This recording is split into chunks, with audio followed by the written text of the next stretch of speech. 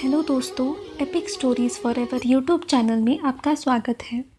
हम सभी को पता है कि महाभारत में धृतराष्ट्र जन्म से ही नेत्रहीन, पांडु राजा जन्म से ही कमज़ोर और विदुर बड़े ही ज्ञानी थे।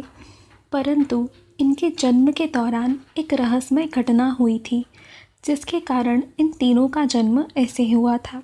चलिए सुनते हैं यही कहानी।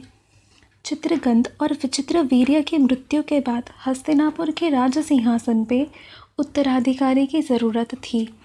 कुरुवंश का अंत होते हुए देख माता सत्यवती भीष्म से विनती करती है कि कुरुवंश की रक्षा करना अब आपकी जिम्मेदारी है। वो पितामह भीष्म से विनती करती है कि आप अंबिका और अंबालिका से विवाह कर लीजिए और कुरुवंश को एक उत्तराधि प्रदान कीजिए। परंतु पितामह भीष्म उनसे कहते हैं कि ये होना असंभव है, क्योंकि मैंने तो आजीवन ब्रह्मचारी रहने का प्रण लिया है। तभी माता सत्यवती को अपने पुत्र व्यास का स्मरण होता है। जैसे ही सत्यवती ऋषि व्यास को याद करती है, व्यास अपनी माता का आदेश का पालन करने के लिए प्रकट हो जाते हैं। तब माता सत्यवती ऋषि व्यास से प्रार्थना करते हैं कि वो अंबिका और अंबालिका के द्वारा नियोग पद्धति से एक पुत्र की प्राप्ति करे और कुरुवंश की रक्षा करे। ऋषि व्यास अपनी माता की आज्ञा मान लेते हैं।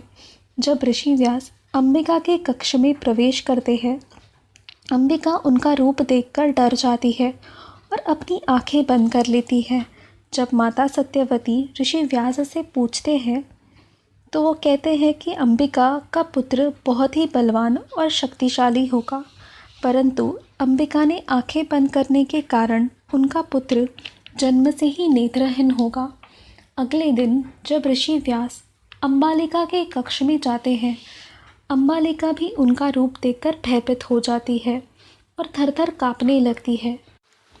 माता सत्यवती के पूछने पर ऋषि व्यास उनसे कहते हैं कि अंबालिका का पुत्र गुणवान होगा, परंतु वो शरीर से नाजुक होगा। माता सत्यवती ये बात सुनकर बहुत उदास होती है।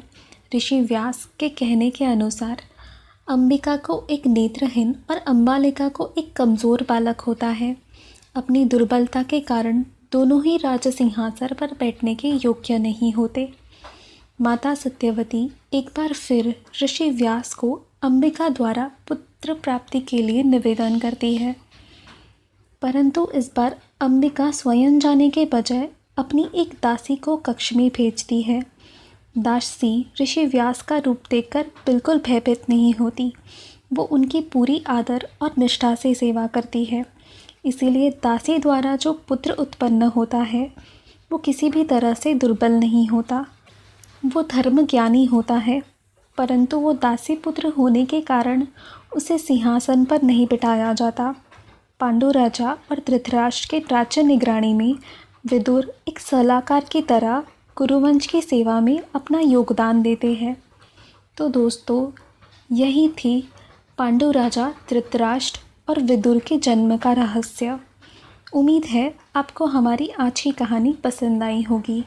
अगर आई हो तो लाइक, शेयर और सब्सक्राइब ज़रूर कीजिए और ऐसी ही दिलचस्प कहानियाँ सुनने के लिए सुनते रहिए epic stories forever. Thank you और धन्यवाद। जल्दी ही फिर मिलेंगे।